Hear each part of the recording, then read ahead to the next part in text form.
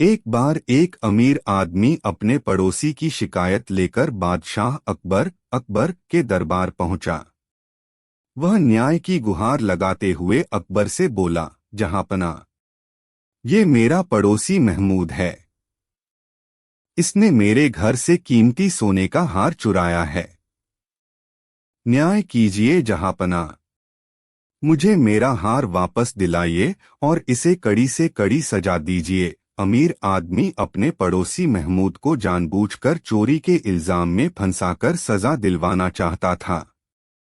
अकबर ने अमीर आदमी की बात सुनकर महमूद से पूछा, क्यों महमूद, ये सच है क्या?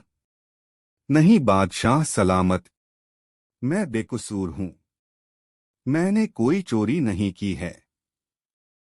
ये आदमी मुझे फंसाना चाहता है। महमूद गिड़गिड़ाते हुए बोला, नहीं जहांपना, मैंने इसे अपनी आंखों से हार चुराते हुए देखा है। यही चोर है। अमीर आदमी चिल्लाते हुए बोला, यदि ये चोर नहीं है तो साबित करके दिखाए। आप इसे लोहे की गर्म सलाखें अपने हाथों में पकड़ने के लिए कहें। ये सच कह रहा है तो अल्लाह इसके हाथ जलने से बचा लेगे और मैं मान लूंगा कि ये चोर नहीं है। लेकिन यदि इसके हाथ जल गए तो साफ हो जाएगा कि ये झूठ बोल रहा है और हार इसी ने चुराया है। अकबर ने महमूद की ओर देखा। अमीर आदमी की ये बात सुनकर वह डर गया था और बोला, बादशाह सलामत, मुझे आज का वक्त दें। मैं एक बार अपने घर पर देख लेता हूँ। यदि वह हार मिल गया तो इसे दे दूंगा, नहीं तो लोहे की गर्म सलाखें पकड़कर अपनी बेगुनाही साबित करूंगा। अकबर ने उसे एक दिन का समय दे दिया। वह घर पहुंचा तो बहुत परेशान था। वह समझ नहीं पा रहा था कि कैसे स्वयं को इस मुसीबत से बचाए।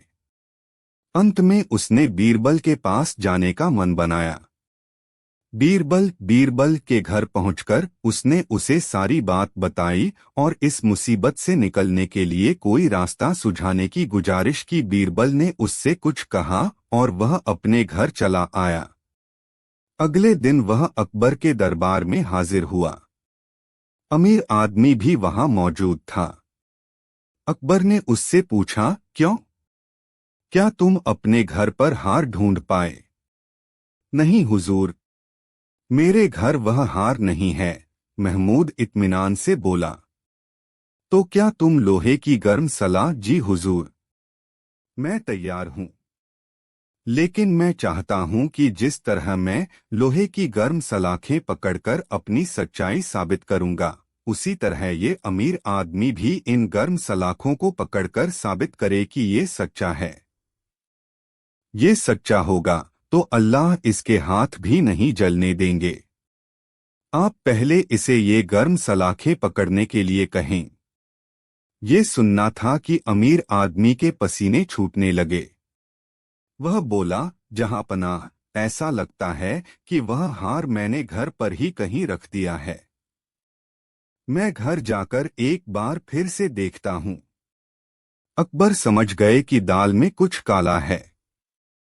उन्होंने सैनिकों को भेजकर अमीर आदमी के घर वह हार ढूंढवाया। वह हार उसके घर पर ही मिला।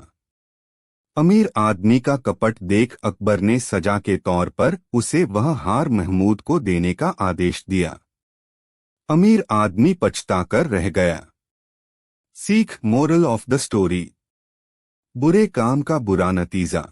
बादशाह अकबर के अपने दरबार में बीरबल सबसे अधिक प्रिय था, जिसके कारण दरबार के सभी लोग बीरबल से ईर्ष्या करते थे।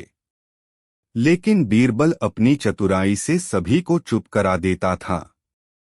बादशाह के दरबार में एक दरबारी था जिसका नाम ख्वाजा साहिब था। ख्वाजा साहिब अपने आप को अत्यधिक बुद्धिमान मानते थे। बीरबल को ख्वाजा साहिब मूर्ख समझते थे। ख्वाजा साहिब बीरबल को बादशाह अकबर के सामने मूर्ख साबित करना चाहते थे। इसलिए ख्वाजा साहिब ने बीरबल से अत्यधिक कठिन सवाल पूछने के लिए बादशाह से अनुमति मांगी।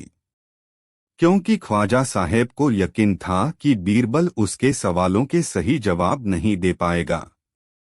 बादशाह अकबर ने बीरबल से कहा, बीरबल, क्या आप ख्वाजा साहेब की प्रश्नों के जवाब के लिए तैयार है? तो बीरबल ने कहा, हाँ, मैं तैयार हूँ। ख्वाजा साहेब ने बीरबल से पहला सवाल पूछा, संसार का केंद्र कहाँ है? बीरबल ने जमीन पर एक छड़ी गाड़कर बोले, यही पूरे संसार का केंद्र है। यदि आपको विश्वास ना हो तो आप फीते से पूरे संसार को माप लीजिए और मेरे जवाब को गलत साबित कीजिए। ख्वाजा साहेब ने बीरबल से दूसरा सवाल पूछा, आकाश में कितने तारे हैं? इस सवाल के जवाब के लिए बीरबल ने दरबार में एक भेड़ को मंगवाया और कहा कि इस भेड़ के बालों को गिन लीजिए। इस भेड़ के शरीर पर जितने बाल होंगे उतने ही आकाश में तारे होंगे। बीरबल के इस जवाब पर ख्वाजा साहेब को गुस्सा आ गया। ख्वाजा साहेब ने कहा, कैसे? बीरबल ने जवाब दिया, आप इस भेड़ के शरीर के बालों को गिन ले और आकाश की तारों की संख्या से तुलना कर ले। बीरबल ख्वाजा साहेब के चेहरे को देख मंद मंद मुस्कुरा रहे थे। ख्वाजा साहेब ने बीरबल से तीसरा सवाल पूछा, संसार की आबादी कितनी है? बीरबल ने जवाब दिया, पूरे संसार की आबादी पल पल घटती बढ़ती रहती है, क्योंकि पूरे संसार में पल पल लोगों का जन्म और मृत्यु होती रहती हैं। यदि पूरे संसार के लोगों को एक जगह एकत्रित कर दिया जाए तभी उन सभी लोगों को गिनकर सही सी संख्या बताई जा सकती है। इस बात पर दरबार के सभी लोग बीरबल की चतुराई को देखकर सभी ताली बजाने लगे। ख्वाजा साहेब को बीरबल का जवाब सुनकर बहुत गुस्सा आया। ख्वाजा साहेब ने कहा, इस तरह की गोल गोल जवाब से काम नहीं चलेगा। बीरबल ने कहा, जैसा आपका सवाल है वैसा मेरा जवाब है। यदि आप मेरे जवाब से संतुष्ट नहीं हैं तो मुझे गलत साबित करके दिखाएं। ख्वाजा साहेब बिना कुछ कहे दरबार से चले गए। इस कहानी से हमें क्या सीख मिलती है? इस कहानी से यह सीख मिलाती है कि हमें स्वयं को अत्यधिक चतुर समझकर किसी को भी नीचा नहीं समझना चाहिए।